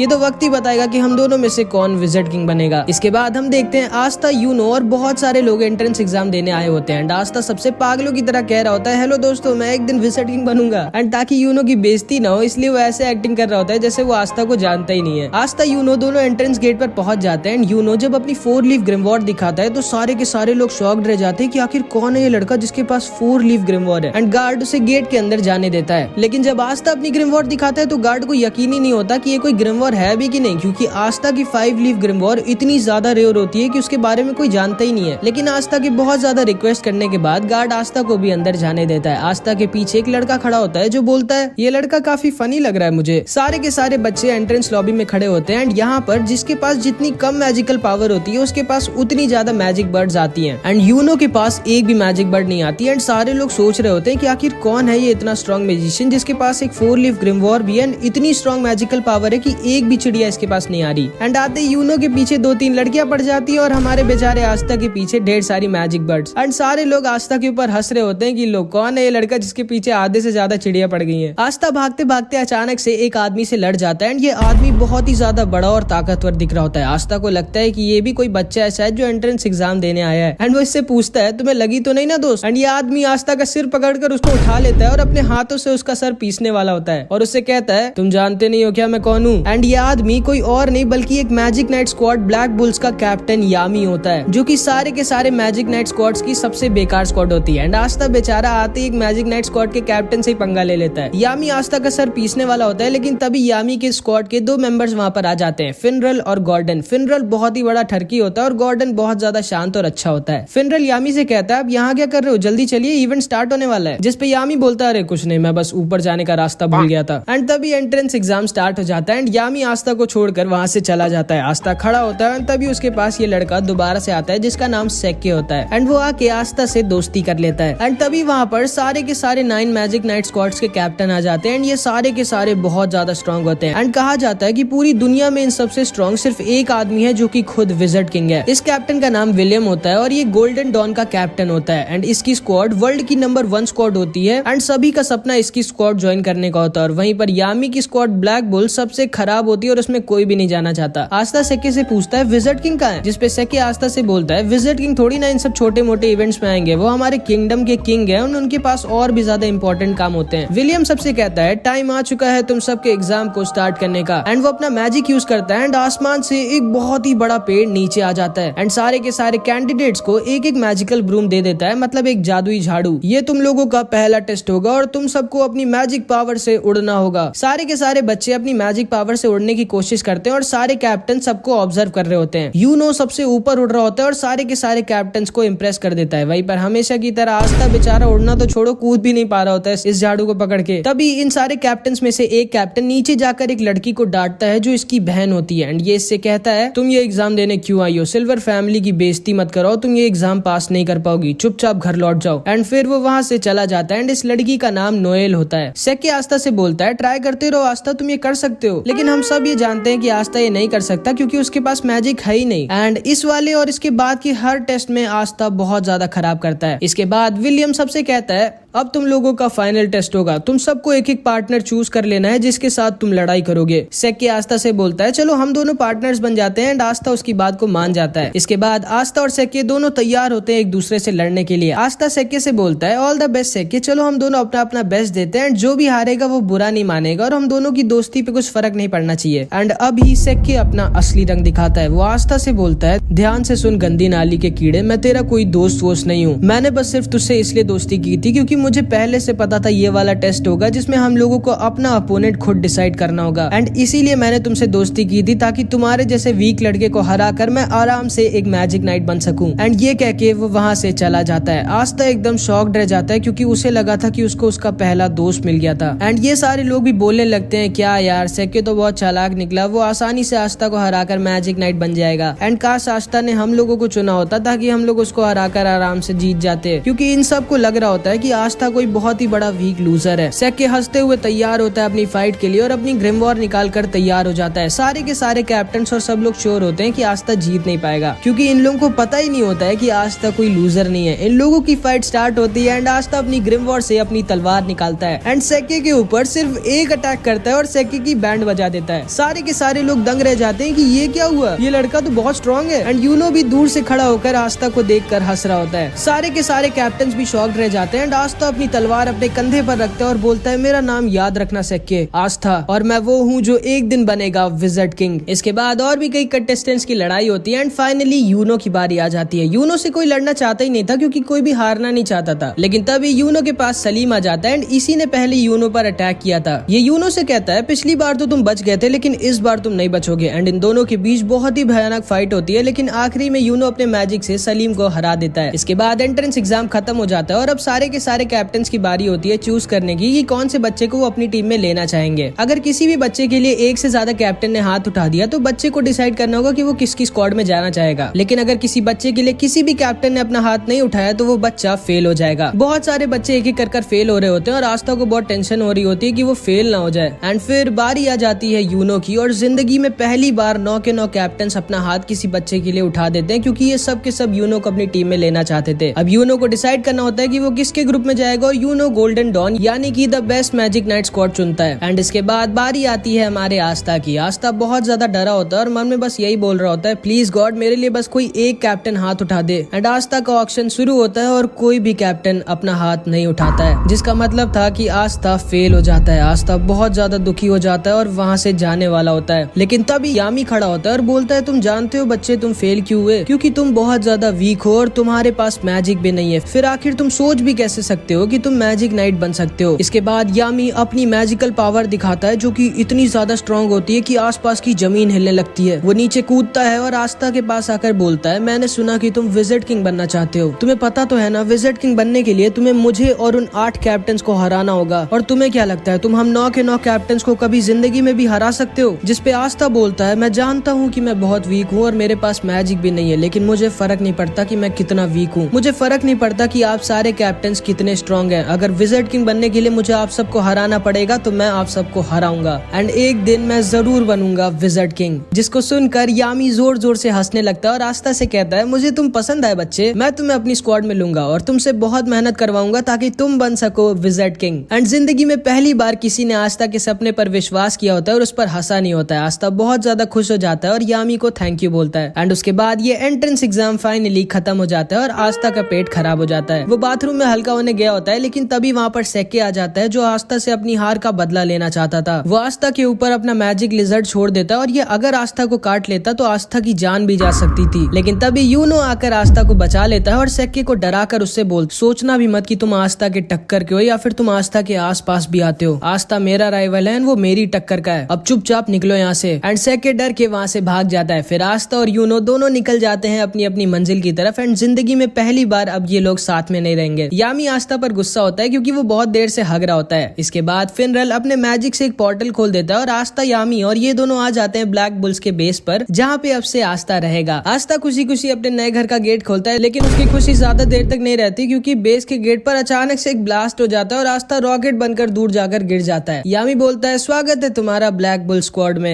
एंड इधर यूनो से एक उसका सीनियर जिसका नाम क्लॉस होता है, वो बोल रहा होता है, मुझे यकीन नहीं होता तुम्हारे जैसे एक गरीब लड़के को, जो किसी रॉयल फैमिली का भी नहीं है, उसको विलियम सर ने गोल्डन डॉन में रख लिया। सोचना ही मत कि तुम अपनी जिंदगी यहाँ पर कभी मजे में बिता पाओगे। एंड ये कह के वो वहाँ से चला जाता है। एंड इधर आस्था अपने नए टीममेट से मिलता है और समझ जाता है ये सब के सब हिले हुए हैं। यामी सबसे चिल्लाकर बोलता है, तोड़ फोड़ करना बंद करो तुम लोग। एंड वो खुद पीछे की दीवार तोड़ देता है। ये सारे के सारे यामी को देखकर बहुत खुश हो जाते हैं और यामी सबको आस्था से मिलाता है। आस्था सबसे बोलता है, मेरा नाम है आस्था और मैं हाजे विलेज से आया हूँ। जिसको सुनकर ये सबके सब शॉक्ड रह जाते हैं कि आस्था इतने छोटे से गाँव से आया है और इतना गरीब है, लेकिन फिर भी उसने मैजिक नाइट एंट्रेंस एग्जाम पास कर लिया। फिर फिनरल आस्था को बाकी लोगों से मिलाता है। इस लड़की का नाम वेनेसा होता है एंड ये 1 नंबर की पियक्कड़ होती है। एंड ये आस्था के पास आकर बोलती है, तो तुम्हारा नाम आस्था है, तुम्हें एक गर्लफ्रेंड चाहिए क्या? जिसको सुनकर आस्था बहुत शर्मा जाता है, लेकिन वो मना कर देता है क्योंकि वो सिस्टर लिली से ही प्यार करता है। एंड शायद वेनेसा ने थोड़ी ज्यादा पी रखी थी क्योंकि वो आस्था के सामने ही उल्टी कर देती है। फिर फिनरल आस्था को लक से मिलाता है जिसको लड़ाई करना बहुत ज्यादा पसंद होता है। एंड लक आस्था से पूछता है, बताओ लड़ाई करोगे क्या मुझसे? एंड तभी आस्था के पास एक दूसरा लड़का आ जाता है और आस्था से कहता है, ओए ये मेरी बहन है मारी और इससे दूर रहना वरना मैं तुम्हें मार डालूंगा। जिसपे आस्था कहता है, मैं जानता भी नहीं हूँ ये लड़की कौन है भाई। इस लड़के का नाम ग्लॉच होता है एंड ये अपनी बहन से बहुत ज्यादा प्यार करता है, बहुत ही ज्यादा। एंड फिर वो बाकी के मेंबर से भी मिलता है। यामी बोलता है, जिसको भी आस्था का टेस्ट लेना है जल्दी जल्दी ले लो। जिसको सुनकर उसके सामने मैग्मा खड़ा होता है और कहता है, ठीक है मैं तुम्हारा टेस्ट लूंगा ये देखने के लिए कि तुम ब्लैक बुल्स ज्वाइन करने के लायक हो या नहीं, क्योंकि मुझे नहीं लगता कि तुम्हारे जैसा लड़का जो एक रॉयल फैमिली का भी नहीं है और एक गाँव से आया वो डिजर्व करता है मैजिक नाइट बनना। एंड अगर तुम मेरे टेस्ट में पास हो जाओगे तो तुम्हें मिलेगा ये मैजिकल रोब और तुम फाइनली एक मैजिक नाइट बन जाओगे। तो बोलो तुम्हें चाहिए ये ब्लैक बुल्स का रोब? हाँ चाहिए मुझे, अभी क्या भी चाहिए। फिर मैग्मा आस्था का टेस्ट लेता है एंड पहले तो वो उससे बहुत मुश्किल एक्सरसाइजेस करवाता है, लेकिन आस्था बचपन से ये सब करता आ रहा था तो वो आसानी से सब कर लेता है। एंड उसके बाद मैग्मा आस्था से कहता है, ये तुम्हारा फाइनल टेस्ट और मैं अब तुम पर अटैक करूंगा और तुमको मेरे अटैक से बचना होगा। एंड फिर मैग्मा उस पर अपने मैजिकल फायर बैट बॉल से अटैक करने लगता है एंड आस्था आसानी से उसका अटैक्स डॉज कर रहा होता है, जिसपे मैग्मा थोड़ा गुस्सा हो जाता है। वो उसके ऊपर एक बहुत ही बड़ा और फास्ट फायर बॉल से अटैक कर देता है, जिसको आस्था डॉज नहीं कर सकता था क्योंकि वो इतनी ज्यादा फास्ट और बड़ी थी। लेकिन तभी आस्था अपनी ग्रिमवॉर्ड से अपनी तलवार निकालता है और उसकी तलवार को देखकर सारे के सारे लोग शॉक्ड रह जाते हैं कि ये इतनी बड़ी तलवार उठाया कैसे हुआ है। एंड आस्था अपनी तलवार को बैट की तरह यूज करता है एंड मैग्मा के अटैक को वापस उसी के पास भेज देता है। यामी आस्था से बहुत इंप्रेस हो जाता है क्योंकि ना तो सिर्फ आस्था अपनी तलवार से किसी के मैजिक को कैंसिल या फिर खत्म कर सकता है, बल्कि वो मैजिक अटैक्स को डिफ्लेक्ट करके वापस भी भेज सकता है। एंड ये सारे के सारे लोग समझ जाते हैं कि आस्था कोई ऐरा गहरा नहीं बल्कि काफी स्ट्रॉन्ग मैजिशियन है। मैग्मा भी आस्था के पास आता है और उसकी तारीफ करता है और उससे कहता है, माफ करना मैंने ये बोला था कि तुम छोटे से गाँव से आए हो, असल में जो तुम्हारे गाँव के बगल वाला गाँव है मैं वहाँ का हूँ। जिसको सुनकर आस्था शॉक्ड रह जाता है एंड ये सारे के सारे लोग भी आस्था की तारीफ करने लगते हैं। चार्मी भी आस्था को अपना केक दे देती है एंड आस्था की सबसे थोड़ी बहुत दोस्ती हो जाती है। एंड ऊपर से एक लड़की चुपचाप आस्था को देख रही होती है एंड वो आस्था पर पता नहीं क्यों बहुत ज्यादा गुस्सा होती है। एंड फिर आस्था को फाइनली मिल जाती है उसकी ब्लैक बुल्स की रोब, जिसका मतलब था कि आस्था अब ऑफिशियली एक मैजिक नाइट बन चुका है और अब यहाँ से आस्था की जिंदगी का एक नया सफर स्टार्ट हो जाता है। मैग्मा आस्था को उसका नया कमरा दिखाता है और उससे कहता है, माफ करना यही एक बेकार सा कमरा खाली पड़ा है। लेकिन आस्था इतना बेकार सा कमरा पाके भी बहुत खुश हो जाता है क्योंकि जिंदगी में पहली बार उसको उसका खुद का कमरा मिला होता है एंड वो खुशी के मारे रोने लगता है। तुम्हें सच में कमरा पसंद आया आस्था? हाँ बहुत पसंद आया। चर्च में हम सारे के सारे इससे भी छोटे कमरे में साथ में सोते थे और अब तो मेरे पास खुद का एक कमरा है। एंड आस्था अपने कमरे की सफाई करने लग जाता है। इसके बाद आस्था और यूनो दोनों वापस चर्च भेजने के लिए एक एक लेटर लिखते हैं, ये बताने के लिए कि वो लोग पास हो गए। यूनो का लेटर पढ़ के फादर और सारे लोग बहुत खुश हो जाते हैं और पार्टी की तैयारी करने लगते हैं। एंड आस्था की राइटिंग इतनी गंदी होती है कि कोई समझ ही नहीं पा रहा होता है कि उसने लिखा क्या है। फादर सिस्टर लिली से कहते हैं, देखो उसमें क्या लिखा है, कब तक वापस आ रहा है आस्था, क्योंकि वो जरूर से पास तो नहीं हो पाया होगा। इसमें लिखा है कि वो पास हो गया। क्या? सारे के सारे चर्च के लोग शॉक्ड रह जाते हैं कि आस्था कैसे पास हो गया। मैक्स, सिस्टर लिली सब के सब बहुत ज्यादा खुश हो जाते हैं। बस फादर थोड़ा सा दुखी हो जाते हैं क्योंकि अब आस्था उनके पास वापस नहीं आएगा। आस्था सुबह सुबह खुशी खुशी उठता है और अपनी रोब पहनकर तैयार हो जाता है और जैसे ही वो अपने कमरे से बाहर निकलता है खंबे से लड़ जाता है। मैग्मा वहाँ आता है और पूछता है, तुम ठीक तो हो ना बच्चे? हाँ सेंपाई मैं ठीक तो हूँ, लेकिन कल ये खंबा यहाँ पर नहीं था, आज अचानक से कैसे आ गया? ओ ये असल में हम लोगों का कैसल अपने आप शेप बदलता रहता है। जैसे कल हम लोग दूसरी मंजिल पे थे, आज हम लोग चौथी मंजिल पे हैं। तुम्हें थोड़े दिनों में इसकी आदत लग जाएगी। उसके बाद मैग्मा आस्था को पूरे कैसल में घुमाता है, किचन, बाथरूम, लड़कियों का बेडरूम जहाँ पे वो लोग नहीं जा सकते थे, और यामी के पेट्स के पास जो कि बेसमेंट में लॉक होते हैं। मैग्मा बोलता है ठीक है आस्था, आज तक इन सब की देखभाल मैं करता था और मुझे बहुत दुख के साथ कहना पड़ रहा है कि आज से तुम इन लोगों की देखभाल करोगे और इनका अच्छे से ख्याल रखना, क्योंकि यामी सर छोड़ेंगे नहीं तुमको अगर इनको कुछ भी हुआ तो। एंड आस्था यामी के पेट्स को खाना खिलाने के लिए आगे बढ़ता है, लेकिन ये पेट्स खाने को नहीं आस्था को खाना चाहते थे। वो दोनों वहाँ से भाग जाते हैं और हॉल में रेस लगाने लगते हैं, लेकिन तभी उनके सामने वही लड़की आ जाती है जो कल आस्था को ऊपर से देख रही होती है। एंड ये लड़की कोई और नहीं बल्कि नोएल होती है। एंड यामी ने आस्था के साथ इसको भी अपनी स्क्वाड में लिया होता है। मैग्मा बोलता है आस्था, इसने भी तुम्हारी तरह कल ही ब्लैक बुल्स ज्वाइन किया है। आस्था आगे बढ़ता है और नोएल से हैंडशेक करने के लिए अपना हाथ आगे बढ़ाता है, लेकिन नोएल उससे हाथ नहीं मिलाती और बोलती है किसने तुम्हें परमिशन दी मुझसे बात करने की गरीब कीड़े, जिसको सुनकर आस्था गुस्सा हो जाता है। फिर ये लड़की बोलती है मैं हूँ नोएल सिल्वा, रॉयल फैमिली की। एंड नोएल सिल्वर फैमिली की होती है जिसका ये कैप्टन भी था, और इनकी रॉयल फैमिली पूरे किंगडम में नंबर 2 पर आती है विलियम की फैमिली के बाद। आस्था गुस्से से बोलता है कीड़ा किसको बोल रही हो तुम, यहाँ पर तुम कोई रॉयल नहीं हो, तुम भी मेरी तरह एक ब्लैक बुल्स की मेंबर हो और हम दोनों टीममेट्स हैं। नोएल आस्था पर गुस्सा हो जाती है और वो उसके ऊपर एक मैजिकल अटैक कर देती है, बट नोएल का निशाना इतना खराब होता है कि उसका अटैक जाकर मैग्मा को लग जाता है। मैग्मा उठता है और बोलता है मुझे क्यों मारा, मैं तो कुछ बोल भी नहीं रहा था। जिसपे नोएल बोलती है मुझे तुम पसंद नहीं हो इसलिए। क्या बोला तुमने, तुम्हें पता नहीं है कि मैं तुम्हारा सीनियर हूँ और तुम्हें सीनियर से कैसे बात करनी चाहिए। अगर तुमको ब्लैक बुल स्क्वाड में रहना है तो तुमको अपने सीनियर्स की इज्जत करनी होगी। जिसपे नोएल मैग्मा से कहती है मैं खुद नहीं आना चाहती थी स्क्वाड में। एंड वो ब्लैक बुल्स के रोप को उनके सामने फेंक कर वहाँ से चली जाती है। इसके बाद आस्था ऐसी अपने बेस के बगल वाले बगीचे में घूम रहा होता है, लेकिन तभी उसके ऊपर अचानक से एक वाटर अटैक आ जाता है। वो सोचता है अबे ये कहाँ से आया। वो थोड़ा सा अंदर जाता है तो देखता है नोएल प्रैक्टिस कर रही होती है, लेकिन वो चाहे जितना भी ट्रेन कर ले उसका निशाना कभी सही से लगता ही नहीं है। एंड इसीलिए उसकी रॉयल फैमिली में सब उसका मजाक उड़ाया करते थे, क्योंकि वो अपने सारे भाइयों बहनों में सबसे वीक थी। एंड जब वो पैदा हुई थी तभी उसकी मम्मी खत्म हो गई थी, इसलिए उसके भाई बहन उससे और ज्यादा नफरत करते थे। आस्था चुपकर नोएल को देख रहा होता है और तभी नोएल आस्था को देख लेती है। एंड आस्था को देखते ही नोएल को लगता है कि अब आस्था भी सबकी तरह उसका मजाक उड़ाएगा। एंड वो आस्था के ऊपर अपना अटैक करने लगती है, लेकिन वो अपने मैजिकल पावर संभाल नहीं पाती और खुद के ही मैजिकल अटैक में फंस जाती है। एंड क्योंकि नोएल रॉयल फैमिली की होती है इसलिए उसमें बहुत ज्यादा मैजिकल पावर होती है, एंड वो खुद के एक बहुत ही ज्यादा स्ट्रॉन्ग मैजिकल अटैक में फंस गई होती है। ये लोग भी बाहर आकर देखने लगते हैं कि नोएल खुद ही अपने मैजिक में फंस गई है। फिनरल बोलता है हमें जल्दी से कुछ करना होगा वरना नोएल खत्म हो जाएगी। जिसपे यामी बोलता है हम लोग इस पे कुछ नहीं कर सकते, क्योंकि अगर उस चीज पर हमने अपना मैजिक यूज किया तो हम लोग नोएल को भी हर्ट कर देंगे, एंड अभी केवल वही कुछ कर सकता है। फिनरल पूछता है कौन, एंड तभी नोएल के अटैक से आस्था सीधे उड़ के यामी के हाथों में आकर गिर जाता है। यामी बोलता है बिल्कुल सही टाइम पे आया तुम, मैं तुम्हें ही ढूंढ रहा था। अब वहाँ ऊपर जाओ और अपनी तलवार से नोएल के मैजिक को खत्म कर दो। आस्था कहता है हाँ वो तो ठीक है, लेकिन मैं वहाँ ऊपर जाऊंगा कैसे, तुम उसकी चिंता मत करो बच्चे। एंड यामी आस्था को उड़ाकर नोएल के पास फेंक देता है, एंड आस्था अपनी एंटी मैजिक से नोएल के मैजिक को खत्म कर देता है और नोएल को बचा लेता है। ये दोनों नीचे गिर रहे होते हैं, तभी फिनरल अपने मैजिक से इन दोनों को बचा लेता है। यामी जोर जोर से हंसने लगता है और आस्था से कहता है मुझे तुम बहुत पसंद हो लड़के। एंड तभी नोएल भी होश में आ जाती है। उसे लगता है कि आस्था उसके पास आकर अब सबकी तरह उसका मजाक उड़ाएगा कि वो सही से मैजिक यूज नहीं कर सकती, लेकिन आस्था उसके पास आकर उसकी तारीफ करने लगता है। वो उससे कहता है मुझे यकीन नहीं होता तुम्हारे पास कितना ज्यादा मैजिक पावर है। अगर तुम अपनी मैजिक पावर कंट्रोल करना सीख गई तो तुम बहुत ही ज्यादा स्ट्रॉन्ग हो जाओगी। एंड ये सारे के सारे लोग भी नोएल की तारीफ करने लगते हैं और उससे बोलते हैं चिंता मत करो, हम सब तुम्हारी मदद करेंगे ताकि तुम अपनी पावर्स को कंट्रोल करना सीख सको। नोएल भी बहुत खुश हो जाती है क्योंकि वो समझ जाती है कि उसको उसकी असली फैमिली से भी अच्छी फैमिली मिल गई है। आस्था फिर से नोएल की तरफ अपना हाथ बढ़ाता है और इस बार नोएल आस्था का हाथ पकड़कर खड़ी हो जाती है। एंड नोएल को आस्था थोड़ा सा अच्छा लगता है, मतलब समझ रहे हो। एंड वहीं पर दूसरी तरफ यूनो का सीनियर क्लॉस यूनो को बहुत ज्यादा परेशान कर रहा होता है और उसके साथ बिल्कुल भी अच्छे से पेश नहीं आ रहा होता। एंड पता नहीं क्यों ये यूनो से इतनी ज्यादा नफरत करता है, लेकिन शायद इसको पता नहीं है कि इसके साथ आगे क्या होने वाला है। तो आज आस्था का ब्लैक बुल्स में दूसरा दिन होता है। एंड सुबह सुबह उठते ही सबसे पहले तो आस्था अपने पूरे के पूरे बेस की सफाई करता है। उसके बाद वो काम वालियों की तरह सबके कपड़े धोता है, लड़कियों के भी।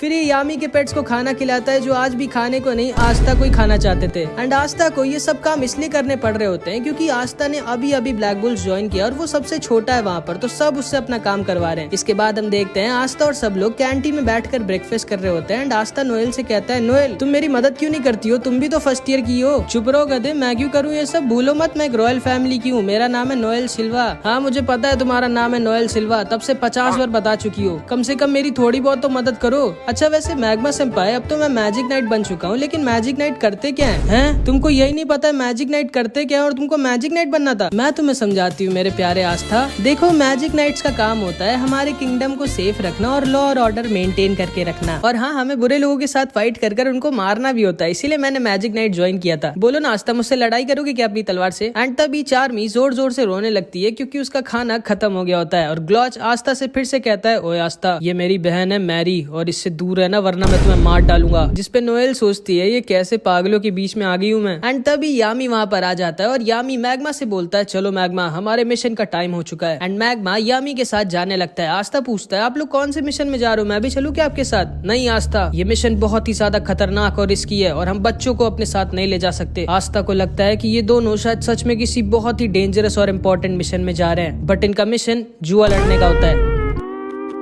ये लोग जुआ लड़ने गए होते हैं पैसे जीतने के लिए, एंड ये दोनों के दोनों नंगे बैठे होते हैं क्योंकि ये दोनों अपने कपड़े तक हार गए होते हैं जुए में। एक और राउंड लगाओ जिराया। ठीक है, लेकिन इस बार आप क्या दाव पे लगाएंगे कैप्टन यामी? अपनी चड्डी? नहीं, वो मैं नहीं दे सकता, वो मेरे लिए बहुत जरूरी है। इस बार मैं दाव पर लगाऊंगा अपनी ग्रिम वॉर। अरे नहीं यामी सर, ये आप क्या कर रहे हो? आपकी चड्डी आपकी ग्रिम वॉर जितनी जरूरी थोड़ी है। चुप रहो मैग्मा, मैं हार नहीं मान सकता। एक ट्रू वॉरियर कभी भी गिव अप नहीं करता, याद रखना, और देखना इस बार मैं जरूर जीतूंगा। नहीं, मैं आपकी ग्रिम वॉर नहीं रख सकता। चलिए ठीक है, इस बार अगर आप हारे तो आपको मेरा एक काम करना होगा और आपकी चड्डी भी मेरी होगी, लेकिन हाँ अगर आप जीते तो मैं आपको आपका सारा का सारा सामान वापस कर दूंगा। ठीक है, मुझे तुम्हारी शर्त मंजूर है। ये तुमने बहुत ही बड़ी गलती कर दी जिराया। बांटो पत्ते। यामी सर की बात सुनी तुमने? अभी के अभी पत्ते बांटो, और इस बार आप नहीं जीतेंगे जिराया सर। एंड ये दोनों के दोनों अपनी चड्डी तक हार जाते हैं।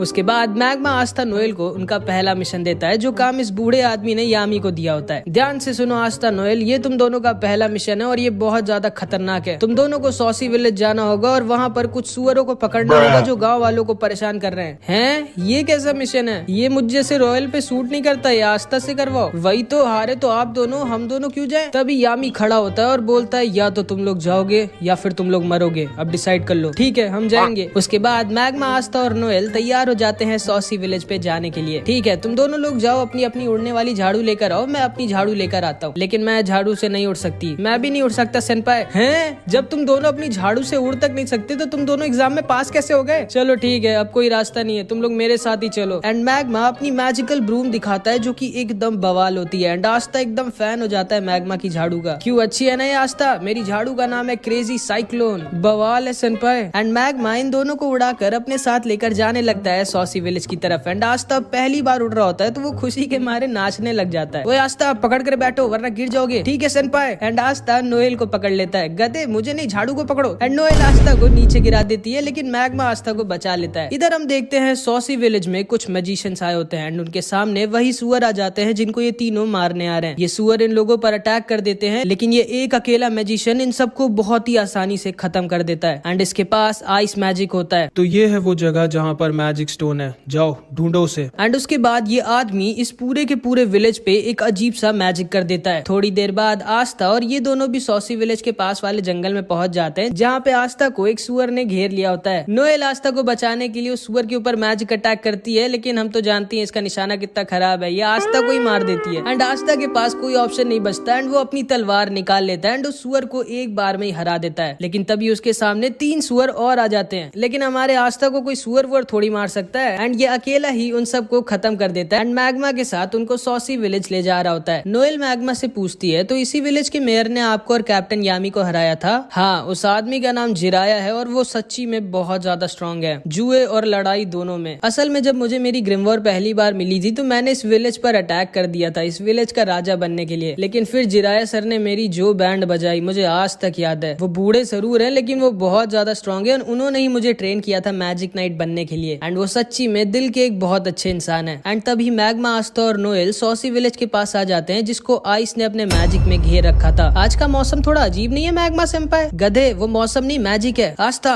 जल्दी कुछ करो। भला मैं क्या कर सकता हूँ इसमें? यार तुम कितने कम दिमाग के हो, अपनी तलवार से उस मैजिक को हटाओ। अच्छा हाँ ओके। एंड आस्था अपनी तलवार से आइस के मिस्ट मैजिक को हटा देता है। ये तीनों देखते हैं पूरे विलेज के लोगों को आइस और उसके साथियों ने बंदी बना कर रखा है। एंड आइस अपने मैजिक से इन सबको खत्म करने वाला होता है, लेकिन तभी मैग्मा अपने मैजिक से इन सबको बचा लेता है। ये सारे गाँव के लोग मैग्मा को देखकर बहुत खुश हो जाते हैं और मैग्मा उन सबके पास आता है तो देखता है जिराया खत्म हो चुका था एंड उसने अपनी आखिरी सांस तक विलेजर्स को प्रोटेक्ट। अरे तुम लोग अंदर कैसे आ गए? चलो अच्छी बात है, मैं वैसे भी यहाँ पर बहुत बोर हो रहा था। एंड आइस मैग्मा के ऊपर भी एक बहुत ही बड़ा और स्ट्रॉन्ग मैजिकल अटैक कर देता है जिसे मैग्मा डॉज नहीं कर सकता था, लेकिन तभी आस्था अपनी एंटी मैजिक स्वॉर्ड से आइस के अटैक को बीच से काट देता है। आइस शॉक्ड रह जाता है कि ये कैसी मैजिक पावर है, ये तो मैं पहली बार देख रहा हूँ। एंड आस्था आइस से बोलता है तू तो गया एंड वो आइस की तरफ अपनी तलवार लेकर भागता है। ये लोग भी आस्था के ऊपर अटैक करते हैं लेकिन आस्था की तलवार के रहते उनके अटैक्स आस्था को छू भी नहीं सकते थे। आइस आस्था से बोलता है बहुत खूब बच्चे,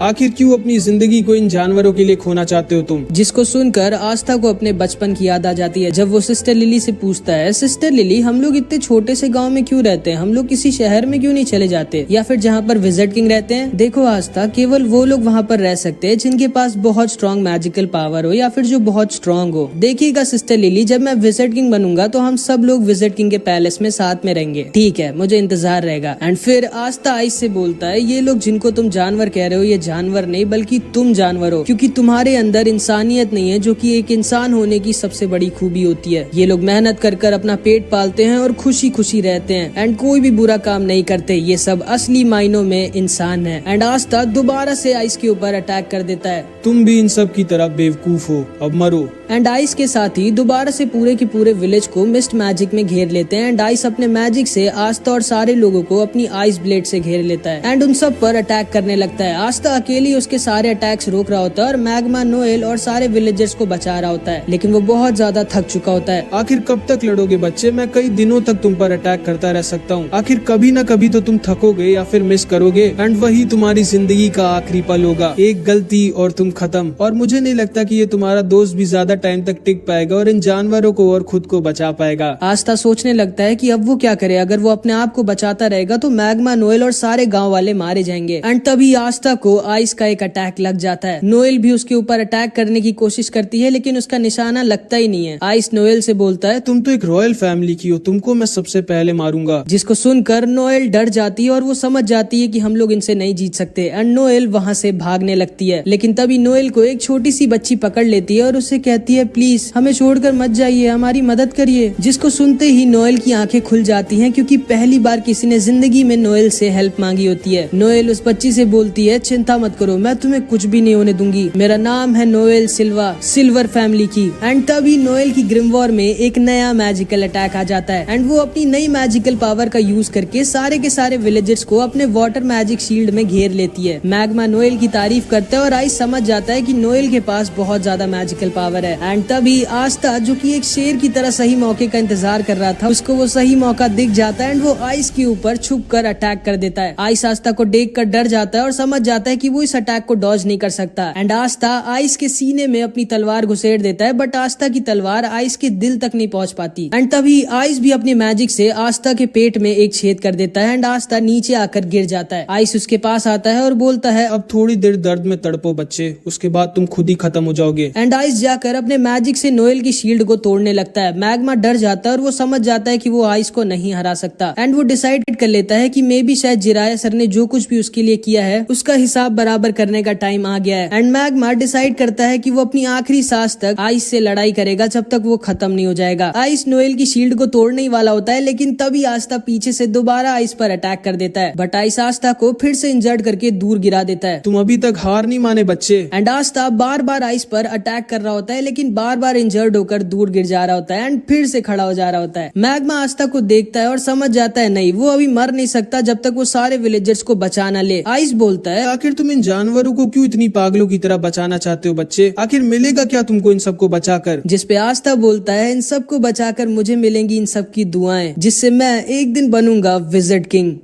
तुम जिंदगी में कभी विजिट किंग नहीं बन सकते क्योंकि तुम्हारी मौत आज मेरे हाथों लिखी है। ओए, मैं तुम्हें दो चीज की गारंटी देता हूँ। पहली कि मैं और आस्था मिलके आज तुम्हारी बैंड बजाएंगे और दूसरी आस्था एक दिन जरूर बनेगा विजिट किंग। एंड मैग्मा अपनी बची कुची सारी पावर का यूज कर इन तीनों के ऊपर एक फायर अटैक कर देता है जिसको ये लोग आसानी से डॉज कर लेते हैं। मैग्मा वहीं पर गिर जाता है और आइस मैग्मा के ऊपर अपना आइस ब्लेड यूज कर देता है जिससे मैग्मा अब नहीं बच सकता था। मैग्मा बोलता है ठीक है आस्था, मेरे जाने का टाइम आ चुका है, इन लोगों को दिखा दो कि तुम क्या हो। एंड तभी आस्था पीछे से मैग्मा के सारे अटैक्स को डिफ्लेक्ट करके वापस इन तीनों की तरफ भेज देता है। क्या ये लड़का अपनी तलवार से अटैक वापस भी भेज सकता है? एंड वो सारे के सारे अटैक जाकर इन तीनों को लग जाते हैं एंड आइस पूरी तरह से जलने लग जाता है। आइस मैग्मा की आग को बुझाने के लिए अपने आइस मैजिक का यूज करने की कोशिश करता है लेकिन तभी आस्था उसके ऊपर अपनी तलवार लेकर पहुंच जाता है। नहीं, मैं एक बच्चे से नहीं हार सकता। जिसपे आस्था बोलता है रुको, अब मैं तुम्हें दिखाता हूँ कि एक जानवर क्या होता है। एंड आस्था आइस के ऊपर अपनी स्वॉर्ड से अपनी पूरी जान लगाकर अटैक कर देता है एंड आइस को वहीं पर सुला देता है। एंड इधर मैग्मा को नोएल अपने शील्ड मैजिक से बचा लेती है। ये एहसान याद रखना मेरा मैग्मा।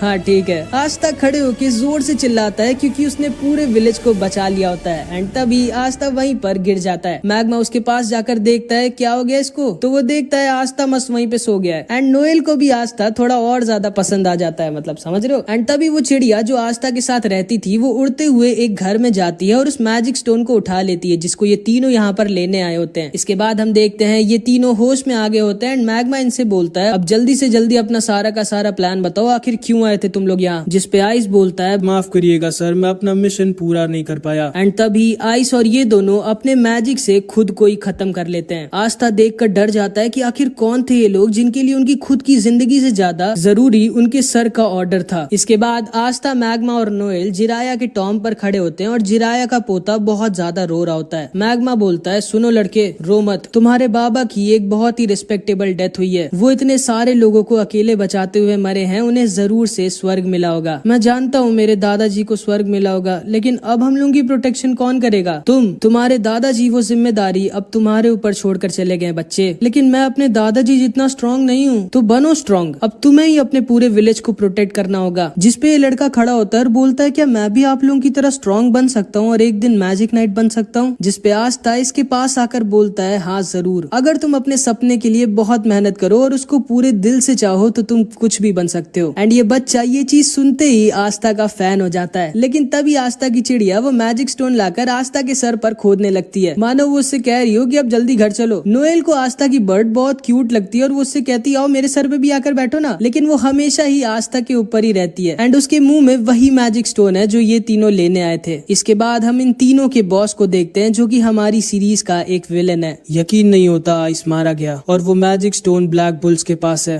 सर अगर आप मुझे ऑर्डर दे तो मैं अभी के अभी पूरे ब्लैक बुल्स को तबाह करके वो मैजिक स्टोन ला सकता हूँ। नहीं, तुम ब्लैक बुल्स के यामी को हल्के में नहीं ले सकते। चिंता मत करो, सही टाइम आने पर मैं खुद जाकर वो मैजिक स्टोन ले आऊंगा एंड फिर हम हमारे मास्टर को दोबारा से जिंदा करेंगे। एंड सबसे ज्यादा शॉकिंग बात ये है कि इस आदमी ने गोल्डन डॉन का कपड़ा पहना होता है, मतलब ये आदमी गोल्डन डॉन का एक मेंबर है जिस स्क्वाड में अभी यूनो है। ये तीनों वापस अपने बेस पर आ जाते हैं और यामी जोर जोर से हंस रहा होता है। चलो अच्छी बात है, तुम सब में से कोई मरा नहीं। कैप्टन मेरे हिसाब से आपको हंसना नहीं चाहिए। नहीं आस्था, कैप्टन बिल्कुल सही कह रहे हैं, जिराया सर को लोगों का हंसता देख बहुत अच्छा लगता था। चलो हम लोग साथ में मिलके जिराया सर के लिए जोर जोर से हंसते हैं। एंड ये तीनों के तीनों जोर जोर से हंसने लगते हैं, बट यामी को मैग्मा के चश्मे के पीछे उसके आंसू दिख जाते हैं एंड यामी भी अंदर से काफी दुखी होता है। तभी वहाँ पर वेनेसा और फिनरल आ जाते हैं। अरे आस्था, तुम्हारे ऊपर ये इतनी क्यूट सी चिड़िया क्यों बैठी है? ये पता नहीं क्यों मेरे पीछे पड़ी है। एंड तभी ये चिड़िया दोबारा से आस्था के सिर पर खोदने लगती है। बस बहुत हो गया, अब मैं तुमको पकाकर तुम्हें फ्राई करके खाऊंगा, सोचना भी मत इस बर्ड को छूने की आस्था। एंड आस्था और नोएल दोनों में लड़ाई हो जाती है और वो लोग आसपास का सामान तोड़ने लगते हैं। मैंने कितनी बार कहा है घर में तोड़ फोड़ नहीं। एंड यामी गुस्से में खुद पीछे की दीवार तोड़ देता है। फिर यामी सबसे कहता है अच्छा हाँ, मैं तुम्हें बताना भूल गया आस्था, जो तुमने किया है उसके लिए विज़र्ड किंग ने खुद तुम्हारी तारीफ करी है। कि क्या? विज़र्ड किंग ने? हाँ, और उन्होंने कहा है कि वो जल्द ही तुमसे मिलेंगे। जिसको सुनकर आस्था एकदम शॉक्ड रह जाता है कि विज़र्ड किंग उससे मिलना चाहते हैं। एंड आज आस्था के लिए एक बहुत ही स्पेशल डे होता है क्योंकि आज आस्था को उसकी पहली सैलरी मिलती है। इतने सारे पैसे? ये मेरी पूरी जिंदगी की सैलरी है क्या? ये तुम्हें ज्यादा लग रहे हैं आस्था। हाँ और नहीं तो क्या, इतने में मैं और मेरा पूरा चर्च साल भर खाना खाए। कैप्टन मैं आपको अपना सारा का सारा पैसा दूंगा, आप मुझसे लड़ाई करेंगे क्या? नहीं कैप्टन, मैं अपनी छोटी बहन मारी से मिलने जा रहा हूँ। जाओ, मैं तो ढेर सारा खाना खाऊंगी। हाँ बस फटना मत। कुछ तो बोलो। इतना तो मैं दान दे दिया करती थी, जो मिला उस पे खुश रहो समझी, ज्यादा उड़ो मत। मेरे प्यारे आस्था, तुम अपनी पहली सैलरी से क्या करने वाले हो? डेट पे चलोगे क्या मेरे साथ? नहीं, मैं अपने सारे पैसे वापस चर्च भेज दूंगा और थोड़ा दूर हट के बात कर सकती हैं आप मुझसे। ओए आस्था, बहुत अच्छे, तुम्हें अपना सारा का सारा पैसा घर भेज देना चाहिए, बहुत अच्छा कर रहे हो। हमें अपनी फैमिली के बारे में कभी नहीं भूलना चाहिए और उनका भी ख्याल रखना चाहिए। आप भी अपना सारा पैसा वापस भेजते हैं क्या मैग्मा सेंपाई? नहीं, मैं तो जुआ लड़ने जा रहा हूँ। कैसा आदमी है ये? आस्था देखो, वापस घर पैसे भेजना अच्छी बात होती है, लेकिन सारे पैसे भेजने की क्या जरूरत है? थोड़ा बहुत अपने लिए भी रख लो। लेकिन मैं करूंगा क्या इन पैसों का? मेरे साथ शॉपिंग चलो और क्या। उसके बाद आस्था, नोएल और वेनेसा कीका टाउन जा रहे होते हैं शॉपिंग करने। आस्था, मुझे पकड़ना मत, ठीक है? मैंने कहा था मुझे पकड़ना मत गधे। असल में इतनी तेज हवा चल रही थी कि आस्था को लगा नोएल कह रही है उसे पकड़ लो। इसके बाद हम देखते हैं आस्था, नोएल और वेनेसा तीनों कीका टाउन आ जाते हैं। एंड आज भी आस्था इधर जिधर देख रहा होता है उसको मैजिक ही दिख रहा होता है। एंड उसे वहाँ पे चार्मी भी दिखती है जो मस्त ठूस रही होती है। इतना सारा खाना जाता किधर है? एंड इधर हमेशा की तरह फिनरल एक लड़की को छेड़ रहा होता है जो इसको बजा देती है। नोएल फिर से सोचती है कैसे पागलों की टीम में हूँ मैं। उसके बाद ये तीनों ब्लैक मार्केट में जाते हैं जहाँ पर इन्हें सेक्के मिल जाता है। ओए सेक्के, याद हूँ मैं तुम्हें, मैंने तुम्हारी बैंड बजाई थी। हाँ, नहीं मतलब नहीं याद हो, कौन हो तुम? लेकिन तभी इन लोगों के पास एक बूढ़ी औरत का एक आदमी सामान चोरी कर भागने लगता है। एंड आस्था उसके पीछे भागता है। ये दोनों इस बूढ़ी औरत के पास जाकर इससे कहते हैं आप चिंता मत करिए, आस्था के रहते वो आपका सामान लेके भाग नहीं पाएगा। आस्था के नहीं, मेरे रहते मेरी मैजिक बाइक से कोई भी नहीं भाग सकता। चिंता मत करो क्यूटीज, मैं अभी इस बूढ़ी औरत का पर्स लेके आता हूँ।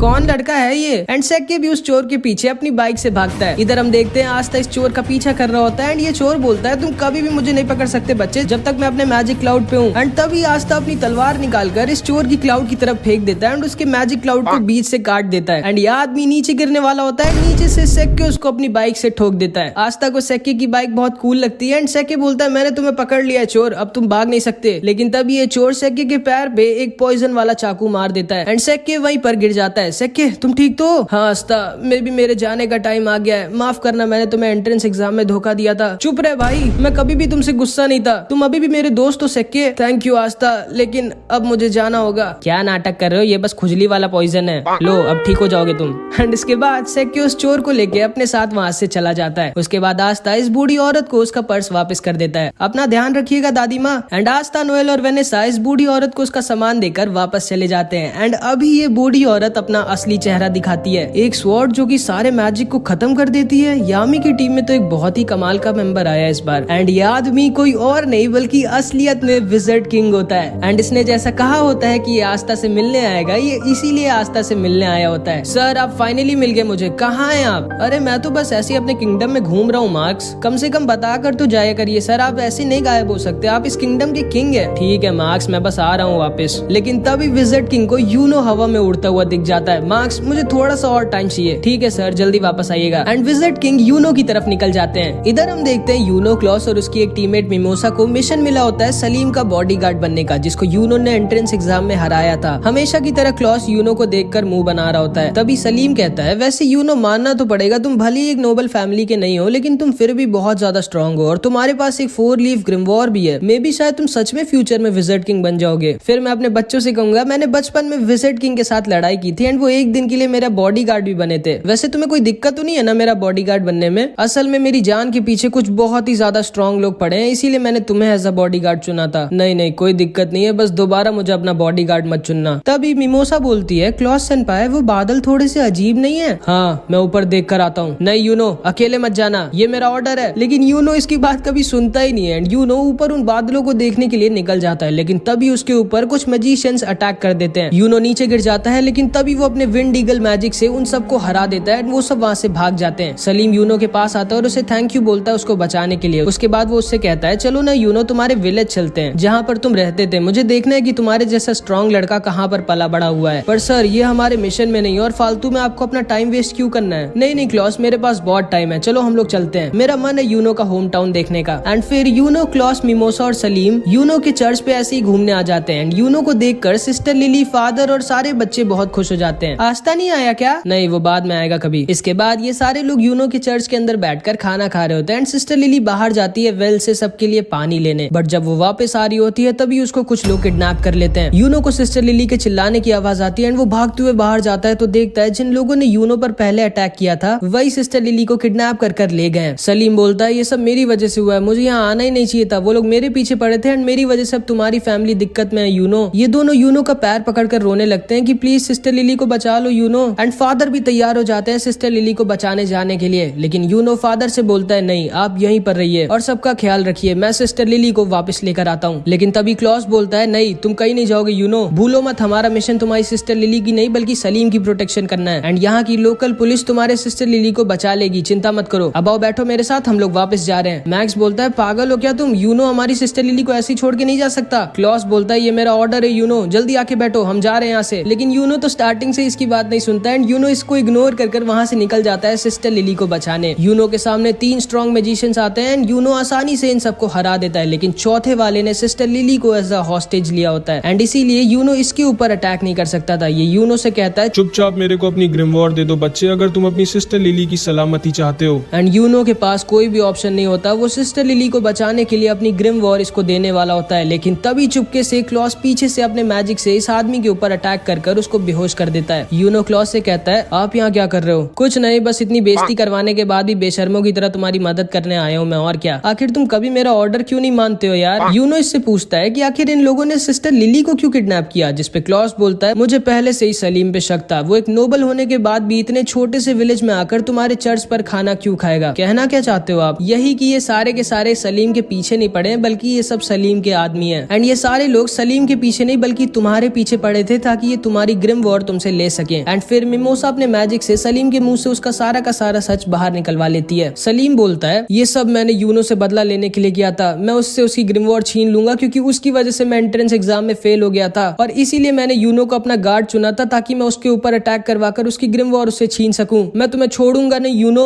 जिसको सुनकर सिस्टर लिली गुस्सा हो जाती है एंड सलीम को एक वाटर पंच मारकर सुला देती है एंड सलीम का प्लान पूरी तरह से फेल हो जाता है। चलो ठीक है, अब तो तुम लोग पकड़े ही जा चुके हो, अब ये बताओ तुम लोगों का लीडर कहाँ छुपा बैठा है। लेकिन इन सबको पता ही नहीं होता है कि इनका लीडर कहाँ पर है क्योंकि इनके लीडर को पहले ही विजिट किंग ने पकड़ लिया होता है एंड वो फर्स्ट विजिट किंग के स्टैचू के सामने मस्त लेट कर आराम कर रहे होते हैं। आप कहाँ है सर? जानते हैं कितना काम बचा हुआ है और आप यहाँ मजे में सो रहे हैं? आ रहा हूँ बाबा, आ रहा हूँ। एंड इसके बाद यूनो और सारे लोग दोबारा से चर्च में हंसी खुशी खाना खाते हैं, फिर वो सब वापस निकल जाते हैं। अगले दिन विलियम यूनो की टीम की तारीफ करता है, मुबारक हो, विजिट किंग ने तुम लोगों की तारीफ करी है एंड हमें सलीम की नोबल फैमिली के खिलाफ और भी कई गंदे कामों के लिए सबूत मिल गए एंड अब हम सलीम की फैमिली के ऊपर स्ट्रिक्ट एक्शन लेंगे। सर आप पहले से जानते थे कि ये सब हम लोगों के साथ होगा? हाँ, और इसीलिए मैंने यूनो को अकेला नहीं बल्कि तुम दोनों के इसके साथ भेजा था। अब जाओ आराम करो, तुम लोगों ने अच्छा काम किया। एंड फिर ये तीनों वापस जाने लगते हैं। क्लॉस यूनो से बोलता है यूनो अगली बार तो मेरी बात मानोगे ना?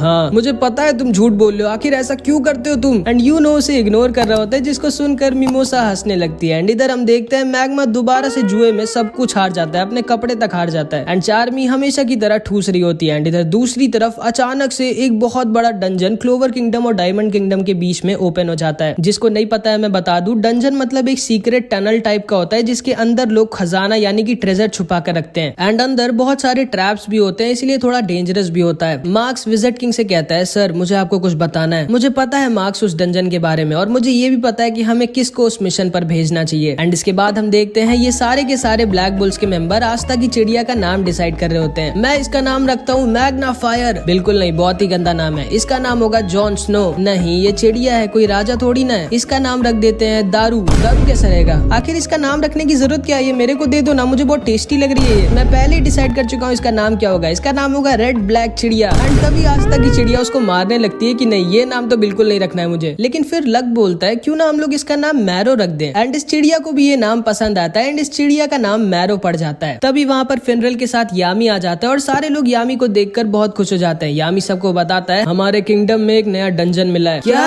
एक नया डंजन? वाओ, एक नया डंजन। लेकिन वो होता क्या है? जब तुम्हें पता ही नहीं है डंजन क्या होता है तो तुमने वाओ क्यों बोला? बस ऐसे ही। और ब्लैक बुल्स को जाना है उस डंजन को एक्सप्लोर करने। यामी सर मैं जाना चाहूंगा। हाँ आस्था, तुम्हें जाना ही पड़ेगा क्योंकि विजिट किंग खुद चाहते हैं कि तुम जाओ। क्या विजिट किंग? लगता है विजिट किंग सर को मैं बहुत ज्यादा अच्छा लगने लगा हूँ एंड ऐसे ही चलता रहा तो अपने बाद वो मुझे विजिट किंग बना देंगे। याहू। नोएल तुम भी आस्था के साथ जाओ, ये एक अच्छा एक्सपीरियंस होगा तुम्हारे लिए। और हाँ, तुम दोनों के साथ जाएगा लक। इन दोनों का ख्याल रखना। ठीक ठीक है सर, लेकिन वहाँ पर हम पर कोई अटैक तो करेगा ना हमें जान से मारने के लिए। नोएल मन में सोचती है नहीं, इस पागल के साथ नहीं जाना चाहती मैं, जिसको लड़ाई से ज्यादा कुछ नहीं पसंद है। लेकिन आखिरी में ये तीनों फिनरल के साथ उस डंजन के पास आ जाते हैं जिसे इन लोगों को एक्सप्लोर करना है और उस ट्रेजर को ढूंढना है जो इसके अंदर छुपा हुआ है। आस्था, नोएल और लक उस डंजन के अंदर घुस जाते हैं। नोएल को बहुत ज्यादा डर लग रहा होता है। नोएल ध्यान से चलना, गिरना मत, चुप रहो गधे, मुझे मत सिखाओ, भूलो मत मेरा नाम है नोएल सिल्वा, सिल्वर फैमिली की, मैं नहीं गिरूंगी। एंड तभी नोएल फिसल के गिर जाती है एंड उनके लैंप को तोड़ देती है। लेकिन इस लक को अंधेरे में भी दिखता है एंड उसके साथ ये लोग डंजन के अंदर आ जाते हैं जहाँ पे लक अपने आप ही सारे के सारे ट्रैप्स फोड़ रहा होता है मजे के लिए एंड आस्था सबको खत्म कर रहा होता है। एंड लक अपने मैजिक से पूरे के पूरे डंजन को स्कैन मारता है एंड तभी उसे पता चलता है कि उन लोगों को कोई चुपचाप देख रहा है, वो लोग यहाँ पर अकेले नहीं है। एंड लक आस्था नोएल से कहता है तुम लोग अपना ध्यान रखना, ठीक है, मैं बस 1 मिनट में आया। एंड वो अपने मैजिक से उस आदमी के पीछे निकल जाता है जो उन लोगों को चुपचाप देख रहा था। ये कहाँ चला गया हम दोनों को यहाँ पे अकेला छोड़ के? मुझे पहले से ही पता था यामी सर गलत कर रहे हैं इसको हमारे साथ भेज के। लेकिन तभी नोएल रियलाइज करती है कि वो और आस्था तो अकेले हैं एंड नोएल को तो आस्था थोड़ा पसंद है, तो वो थोड़ा शर्मा कर वहाँ से भागने लगती है। लेकिन तभी वो एक बहुत ही बड़े ट्रैप पे पैर रख देती है एंड उसके सामने एक कार्निवोरस प्लांट निकल आता है जो नोएल को पकड़ लेता है। आस्था नोएल को बचाने की कोशिश करता है लेकिन आस्था को भी वो पकड़ लेता है एंड इन दोनों को ये पेड़ खाने वाला होता है। लक इधर इस आदमी का पीछा कर रहा होता है और नोएल आस्था की जान खतरे में होती है। आस्था सोचता है कि वो क्या करे, उसे जल्दी कुछ करना होगा वरना ये दोनों मारे जाएंगे। लेकिन तभी पीछे से कुछ अटैक्स आते हैं जो आस्था और नोएल को बचा लेते हैं और उस प्लांट को भी खत्म कर देते हैं। नोएल सोचती है कि आखिर इतना स्ट्रॉन्ग अटैक किसका है। फिर इधर हम यामी को देखते हैं जो कहता है अच्छा हाँ याद आया, मैं तो आस्था को बताना ही भूल गया कि उसके साथ कुछ गोल्डन डॉन के मेंबर्स भी रहेंगे। एंड अब तो तुम लोग समझ गए होगे कि आस्था को कौन आया होगा बचाने। जी हाँ, कोई और नहीं, उसका भाई यूनो। हमारा हिसाब बराबर हुआ आस्था, तो तुम हो यूनो और ये दोनों नीचे आकर आस्था और नोएल से मिलते हैं। क्लॉस बोलता है हाँ, मुझे लगा ही था इतने वीक से ट्रैप में ब्लैक बुल्स जैसी बेकार स्क्वाड का ही कोई मेंबर फंसा होगा। ये आपके चेहरे पे कुछ लगा है, मुंह नहीं धोया क्या आपने? ओए लड़के, तमीज से बात करो मुझसे, मैं गोल्डन डॉन का सीनियर मेंबर हूँ, मेरा नाम है क्लॉस और मैं एक नोबल फैमिली से हूँ। तुम्हारी हिम्मत कैसे हुई मुझसे ऐसे बात करने की? एंड इधर मिमोसा नोएल से मिलती है एंड ये दोनों बहनें होती है एंड इन दोनों की बिल्कुल भी नहीं पटती आपस में। हाँ, कैसी हो नोएल, तुम्हें तो काफी दिक्कत हो रही होगी, मैंने सुना है ब्लैक बुल्स के